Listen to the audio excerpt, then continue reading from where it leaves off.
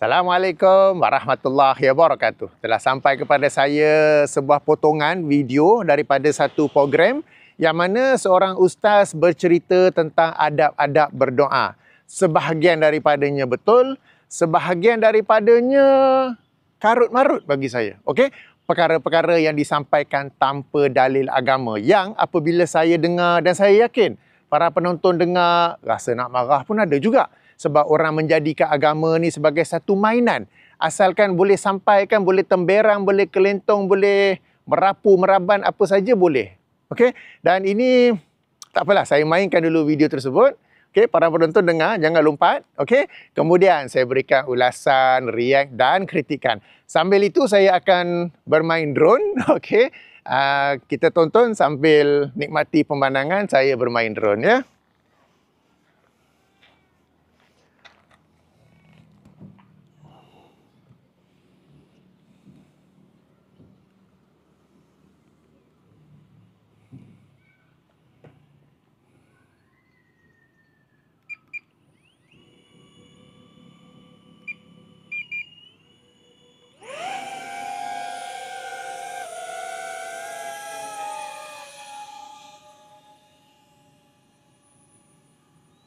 Maka bila mana kita berdoa, adab yang kedua, pastikan bila kita berdoa, kita mulakan dengan kita memuji Allah dan kita berselawat kepada Rasulullah sallallahu alaihi wasallam. Jangan terus kita minta. Sebagai contohlah, kalau kita nak pergi minta dekat orang-orang yang kita haraplah pertolongan daripada dia, kita pergi jumpa orang-orang besar, adakah kita pergi tu, kita pergi dalam keadaan kita pergi minta, kita kata boleh bagi dekat saya tak? Mesti kita akan jack dia dulu, mesti kita akan puji dia dulu. Macam tu juga Allah yang mana merupakan pencipta kita, mesti puji Allah dulu dan berselawat kepada Rasulullah sallallahu alaihi wasallam.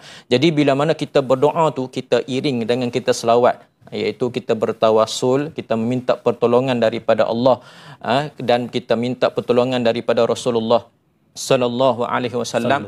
Mudah-mudahan doa kita itu diaminkan juga oleh Rasulullah sallallahu alaihi wasallam. Okey Ustaz, tadi Ustaz ada menjawab soalan Casey berkaitan dengan waktu. Ketika mana Allah makbulkan doa. Tempat, adakah tempat-tempat khusus yang mana kalau kita doa di situ, di lokasi itu Allah akan makbulkan? Baik, tadi kita jawab berkenaan dengan waktu. Jadi bila orang tanya berkenaan dengan tempat, ada tak tempat-tempat yang dikhususkan bila kita berdoa tu akan dimustajabkan oleh Allah Subhanahu Wa Taala. Jadi bila kita nak tengok situasi tempat, maka di sana ada juga disebut oleh para alim ulama, bila kita nak berdoa, pastikan kita berdoa salah satunya di multazam, salah satunya ketika mana kita berada di padang Arafah. Dan bila kita nak berdoa tu, pastikan kita cari tempat-tempat yang baiklah, tempat-tempat yang mana ada banyaknya orang-orang yang soleh, ada banyaknya di situ tempat-tempat para alim ulama. Saya teringat lagi waktu ketika saya mengaji dulu, waktu ketika kita dah bersungguh-sungguh baca buku dan sebagainya, kemudian waktu nak pergi imtihan ni, nak pergi peperiksaan, sebelum masuk dalam dewan peperiksaan akan singgah dulu satu masjid, akan pergi bertawassul, meminta pertolongan, bukannya kita pergi menyembah. Jangan salah faham. Kita hanya memohon kepada Allah tetapi dengan pertolongan orang yang sudah meninggal dunia, iaitu orang-orang soleh ataupun sahabat-sahabat ataupun kerabat Rasulullah sallallahu alaihi wasallam. Walaupun pada mata zahir kita nampak mereka itu berada mati ataupun wafat di hadapan mata kita, tetapi di sisi Allah Subhanahu Wa Taala mereka hidup, kerana mereka itu tergolong dalam golongan orang-orang yang soleh, yang mana mereka punya diri mereka tu bila kita berdialog ataupun kita bertawasul meminta pertolongan daripada kita untuk mereka minta ataupun aminkan kepada Allah Subhanahu Wa Taala tu, insya-Allah mereka akan tolong. Jadi kepada kita semua, bila kita pergi ke tempat-tempat orang-orang yang soleh, kita berdoa dengan penuh pengharapan yang kita ni, kita tahu kata diri kita duduk dalam keadaan kita ni banyak melakukan maksiat, tengok benda pelik-pelik dan sebagainya, berkata benda-benda yang tidak sepatutnya. Kita tahu kalau kita doa dengan sendiri, susahlah Allah nak mustajabkan sebab kita ni banyak dosa. Jadi kita minta pertolongan orang-orang yang soleh, orang-orang yang mana mereka ini dekat dengan Allah Subhanahu Wa Taala, kerana doa mereka itu lagi dekat kepada Allah Subhanahu Wa Taala berbanding kita. Jadi kalau kita nak berdoa, pastikan cari tempat yang sesuai dan cari tempat yang dalam keadaan yang wangi, kerana tempat yang dalam keadaan wangi itu hadirnya para malaikat-malaikat. Jangan duk pergi doa tempat-tempat yang tak elok, tempat-tempat yang busuk dan sebagainya. Kerana malaikat tak duduk dekat dalam keadaan tempat yang busuk dan sebagainya, tempat yang tak elok dan sebagainya. Jadi bila nak berdoa ni, tempat juga memainkan peranan penting agar Allah Subhanahu Wa Taala mengkabulkan, menerima segala doa permintaan kita kepada Allah Subhanahu Wa Taala. Tambahan pula, baru-baru ni jemaah haji menunaikan haji dan ada satu lokasi yang sangat istimewa, iaitu di Arafah, Ustaz, ya. Betul. Dan sangat beruntung bagi mereka yang tunaikan haji, kerana di situlah lokasi yang mana Allah Subhanahu Wa Taala memakbulkan doa. Tadi Ustaz ada kongsikan multazam. Sebagai pencerahan kepada anda semua, multazam tu apa? Ada tanya makcik tanya. Okay. Multazam tu adalah satu lokasi yang mana berhampiran Kaabah, antara pintu Kaabah dan juga Hajarul Aswad, Ustaz. Betul. Ya. Itu dia. InsyaAllah mudah-mudahan ada kesempatan dan rezeki kita untuk berada di sana.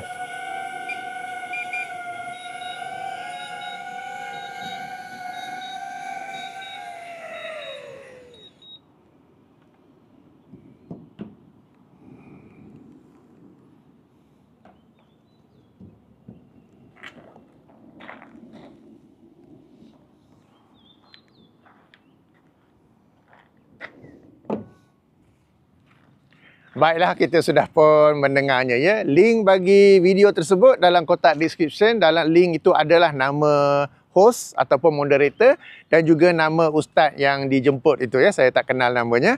Tak apa, beberapa ulasan, react dan juga kritikan. Yang pertama, beliau menyebut tentang adab berdoa, yang ini dimulakan dengan puji-pujian kepada Allah Subhanahu Wa Taala dan berselawat kepada Rasulullah sallallahu alaihi wasallam. Ini betul, ada dalilnya. Yang ini hadis yang dikeluarkan oleh Imam At-Tirmizi dalam sunannya, hadis nombor 3477. Sebagaimana yang saya tunjuk di sebelah, ya.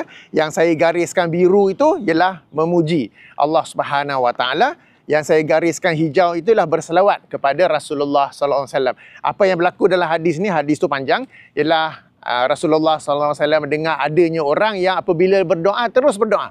Lalu baginda menegur orang itu untuk memuji Allah terlebih dahulu, berselawat, kemudian barulah meminta apa saja yang dikehendaki. Alright? So yang meminta apa saja yang dikehendaki itu yang saya gariskan warna merah. So dalam setakat ni betul. Setakat ni betul, akan tetapi walau bagaimanapun, namun begitu karut-marut tu masuk bila ustaz tu sendiri tokok tambah. Apa dia kata?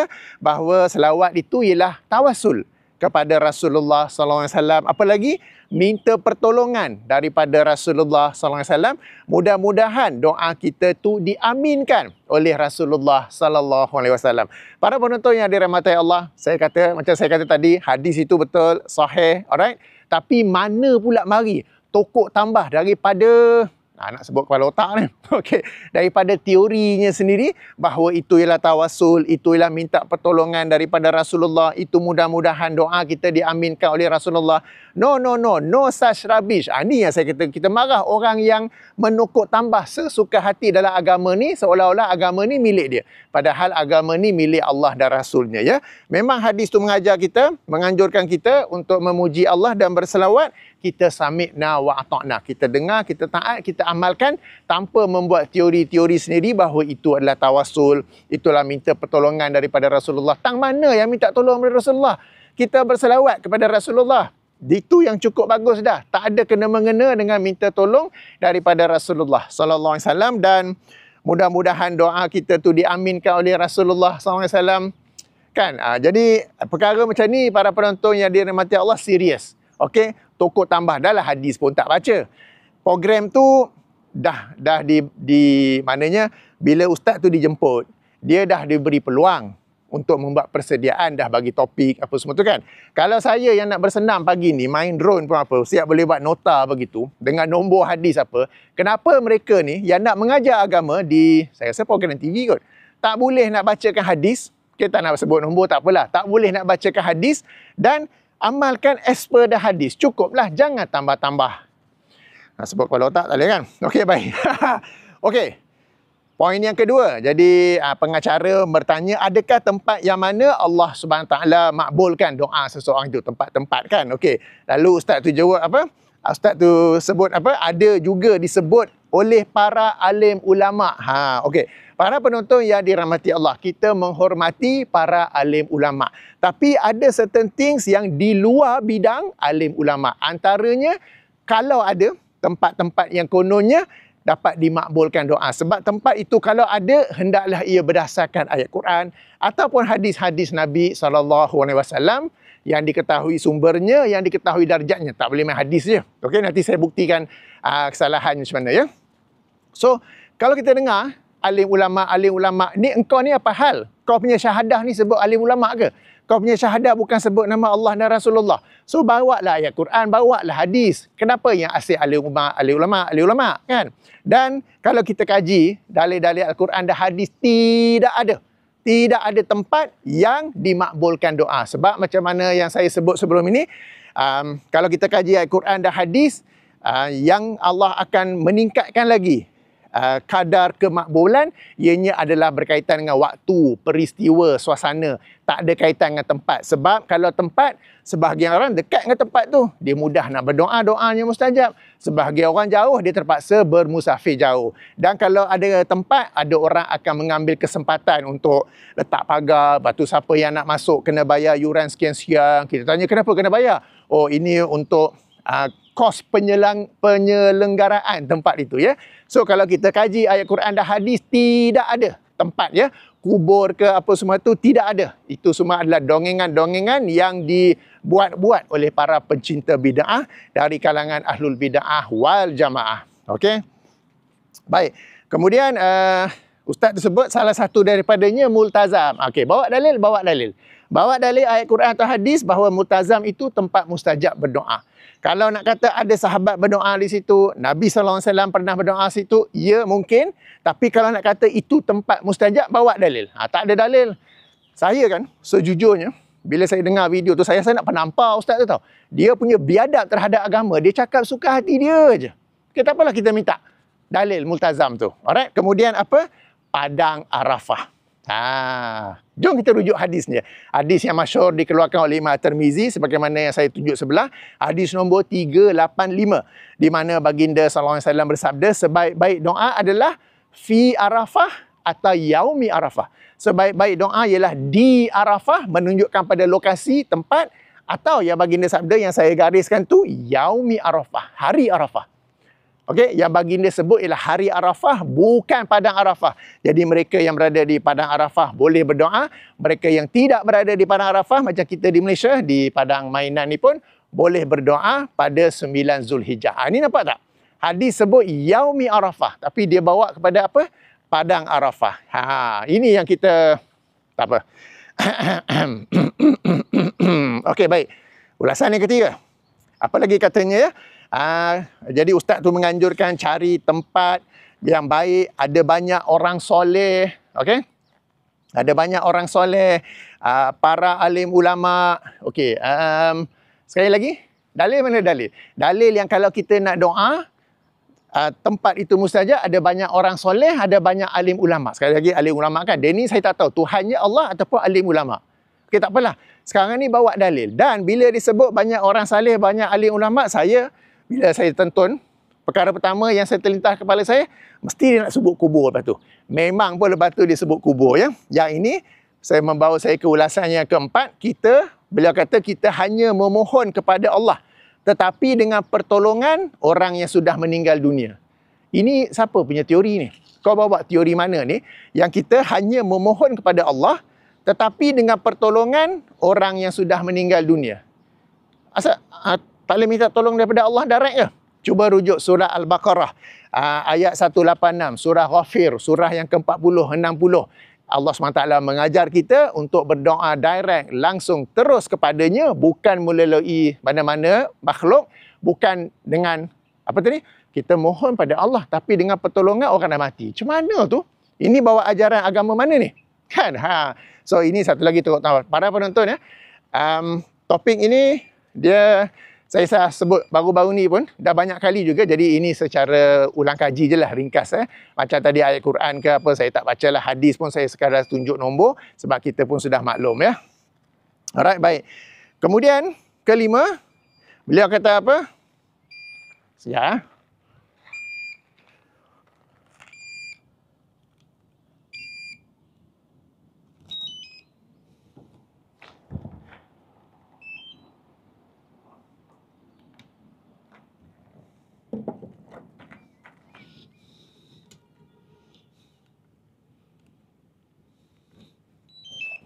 Okey, dia suruh saya off. Alright. Saya off drone-nya. Google dengan remote control saya tak off. Baik, bawa ke poin yang kelima. Okey, orang yang kita nampak, bila kita nampak berdoa di kubur ke apa, dia kata apa? Zahir, pada zahirnya mati. Tetapi di sisi Allah masih hidup. Okey, dalil. Alright, baik. Para penonton yang dirahmati Allah, manusia yang di dunia sudah mati tetapi masih hidup di alam kubur berdasarkan dalil dua. Pertama, orang yang mati syahid dan mati syahid dalam peperangan. Ini dalilnya ialah surah Ali Imran, surah ketiga ayat 169. Itu yang pertama. Yang kedua ialah para nabi, para anbiya berdasarkan hadis yang dikeluarkan oleh Imam Al-Bazzar dan benda lain dinilai sahih oleh Syekh Al-Albani dalam silsilatul ahadis as-sahihah hadis nombor 621, bahawa maksudnya para anbiya hidup dalam kubur mereka dan mereka solat di dalamnya. Okey? So, orang yang mati syahid, syahid peperangan, dan juga yang dan juga para nabi, alim ulama, orang soleh, wali-wali tak masuk pun. Okey, jadi tak boleh nak kategorikan bahawa semua orang alim, semua alim ulama, semua orang soleh, mereka itu hidup dalam kubur mereka. Tidak ya, kalau ada, bawa dalilnya tu. Alright. Katakanlah memang mereka ni hidup, apa kaitan dengan kita? Mereka ni di alam mereka sendiri, yang ini alam barzah. Mereka dalam kehidupan mereka sendiri di alam barzah, yang satu alam gaib yang kita tak tahu. Kita tak boleh nak buat satu assumption, satu sangkaan yang boleh minta tolong dia orang pula. Okay, kena pula kalau kita rujuk surah Fatir, surah 35 ayat nombor 22, orang yang sudah mati tidak boleh dengar apa yang orang hidup di dunia ni cakap. So kita memohon kepada Allah dengan pertolongan orang mati. Orang mati tak dengar pertolongan kita. Ada beberapa hadis yang sebut itu sebagai exception of the rule, pengecualian daripada hukum yang meliputi semua, bahawa semua orang mati tak dengar apa orang hidup buat, kecuali dalam beberapa kes terpencil yang Rasulullah SAW sebut dalam hadis yang sahih. Okey, so teori bahawa alim ulama, orang soleh hidup dalam kubur, bawa dalil. Kalau pun sahih, ada dalil, alright. Sebab yang saya tahu, orang yang mati syahid dengan para nabi je. Mungkin ada dalil lain yang saya tak tahu. Okay? Kalau ada dalil, itu hal mereka. Mereka dalam kubur, di alam barzah mereka. Barzah itu sendiri adalah dinding, tembok yang memisahkan antara alam dunia dengan alam barzah. Apa kaitan kita dengan mereka? Kan? Mereka pun tak sangat mengharapkan kita ini berdoa kepada Allah untuk mereka. Agar Allah mengampunkan mereka. Agar Allah merahmati mereka. Nak doa lapang kubur ke apa, silakanlah. Kan? Ini kita pula duk minta dia orang, kan? And then, apa kriteria orang soleh? Apa kriteria kamu tu alim ulama? Entah-entah orang soleh banyak buat bid'ah. Kamu kata tengok itu soleh di sisi Allah, itu bid'ah. Alim ulama kan duk ajar. Okey, tak apa. Alright. Okey, jadi jangan tokok tambah ya. Ada hadis, ada ayat Quran, orang yang mati syahid, okey, memang ada ayat Qurannya. Ayat 169 surah Ali Imran, memang ada hadisnya. Okey, para nabi hidup dalam kubur mereka, macam hadis kan, para nabi, para anbiya hidup dalam kubur mereka dan mereka solat. Kita nak fikir macam mana mereka solat dalam kubur. Ini perkara gaib yang kita tak tahu dan kita tidak tokok tambah, dan kita tidak jadikan urusan dunia kita ni ada kaitan dengan mereka. Alright, baik. Ulasan yang keenam. Ustaz kata apa? Kita tahu kita doa dengan, kita tahu kalau kita doa dengan sendiri, susahlah Allah nak mujarabkan. Engkau WhatsApp dengan Allah, ya, kau tahu Allah susah nak mujarabkan. What makes you think that you can talk about Allah SWT? Kamu ni spokesman, juru cakap bagi Allah ke? Kan? Para penonton, kita kena marah macam orang macam ni. Ni yang saya kata karut-marut yang merosakkan agama dengan teori-teorinya sendiri. Mana datang bahawa susahlah Allah nak mujarabkan? Adakah sesuatu yang susah bagi Allah? Tidak ada. Itu okay. Kenapa? Sebab kita banyak dosa. Jadi kita minta tolong orang soleh. Para penonton, ini teori yang memang masyhur di kalangan para pencinta bid'ah, dari kalangan ahlu bid'ah wal jamaah. Apabila mereka menganjurkan untuk doa kepada orang mati apa semua tu, apa alasan mereka? kononnya kita ni tidak layak untuk berdoa terus kepada Allah SWT sebab kita ada dosa, kesalahan apa semua tu. Okey. Tentang kita ada dosa kesalahan, ya, memang betul. Kita tak adalah yang maksum macam malaikat apa semua tu. Akan tetapi Allah SWT tetap menerima doa kita sebanyak mana sekalipun sebanyak mana sekalipun dosa kita. Dalil daripada Al-Quran, surah Hijr. Alright, surah Hijr, surah ke-15, surah Al-Hijr. Surah ke-15 ayat 36, di mana Iblis sendiri berdoa kepada Allah. Ini saya telah ulas sebelum ini ketika ada ustaz tu yang suruh doa kepada Tok Paluh kan. Ustaz tu sekarang dalam perbincangan lah tentang kes haji apa semua tu kan. Okey, tak apa. Dah saya bawa surah Hijr ayat 36, di mana Iblis sendiri berdoa pada Allah. Sejahat-jahat makhluk, seteruk-teruk makhluk berdoa kepada Allah SWT. Kenapa kita tak boleh berdoa kepada Allah? Kemudian kita ada dalil, kisah yang masyhur dalam Sahih Muslim, hadis nombor 2766, tentang ada satu orang tu, dia telah buat kesalahan membunuh 99 orang. Okey. Lalu dia berjumpa dengan seorang rahib. Tanya, aku ni ada peluang nak bertaubat tak? Rahib tu kata tak ada. Dia bunuh rahib tu. Jadilah 100 orang. Kemudian dia pergi mencari ahli ilmu. Jumpa ahli ilmu, tanya, aku ni ada peluang bertaubat tak? Ahli ilmu tu kata ada. Tapi kamu hendaklah berhijrah ke tempat yang ada orang soleh apa kan. Lalu dia pun dalam perjalanan ke sana, malaikat maut mengambil nyawanya. Lalu kemudian malaikat rahmat dan kata, mari tengok. Dia ni dah kira bertaubat ke belum? Kan? Lalu tengok dia ni lebih hampir kepada tempat orang-orang soleh, maka dia diterima taubatnya itu. Okey? Baik. Sekarang ni orang tu dia telah bunuh 99 orang. Alright?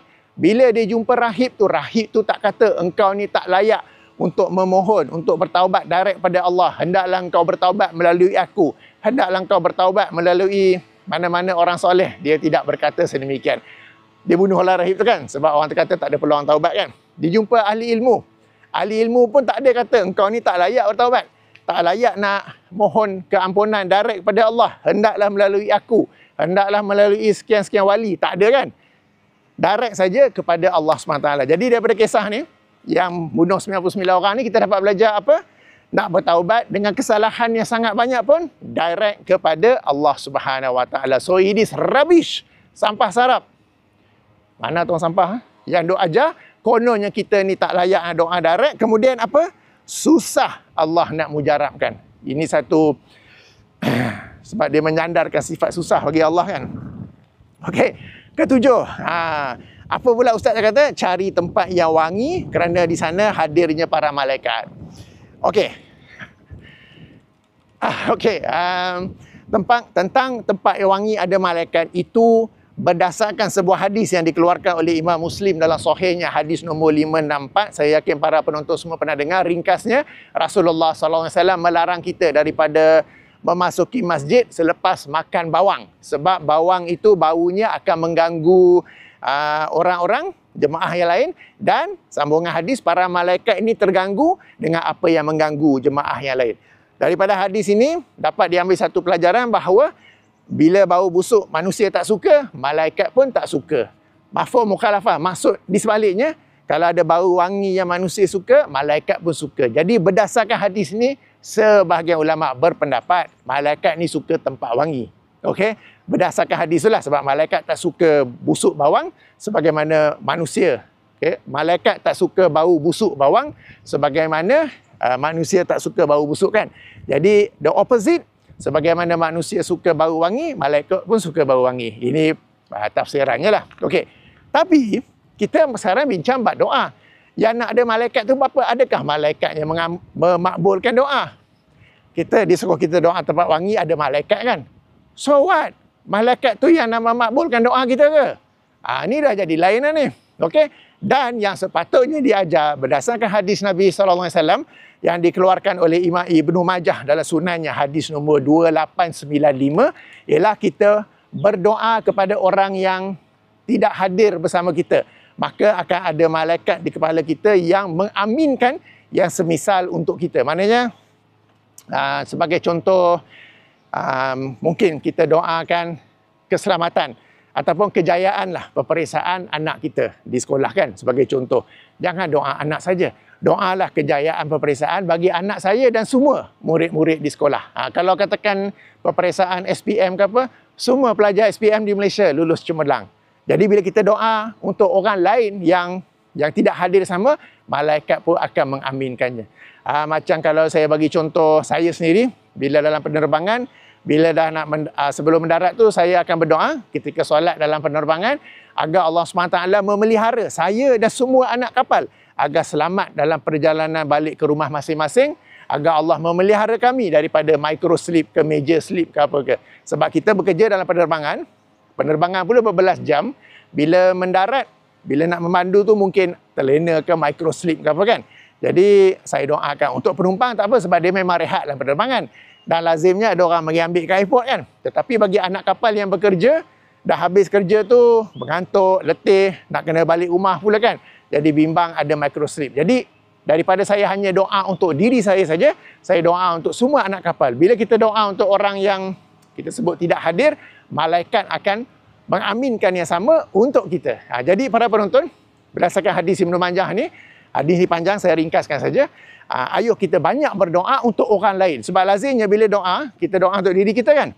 So kita banyak berdoa untuk orang lain, akan ada malaikat yang mengaminkannya semisal untuk kita. Alright? So kembali kepada malaikat, yang kita cari bukan tempat wangi. Kita cari ialah mendoa ataupun berdoa kepada orang yang tidak hadir sama, supaya ada malaikat yang mengaminkannya untuk kita. Baik. Demikian ulasan Riyad. Boleh dengar ke bising di tengah tiup rumput, daun ke apa kan? Okey. Demikianlah ulasan Riyad dan kritikan saya. Saya akhiri dengan subhanakallahumma wa bihamdika asyhadu an la ilaha illa anta astaghfiruka wa atubu ilaika. Assalamualaikum warahmatullahi wabarakatuh.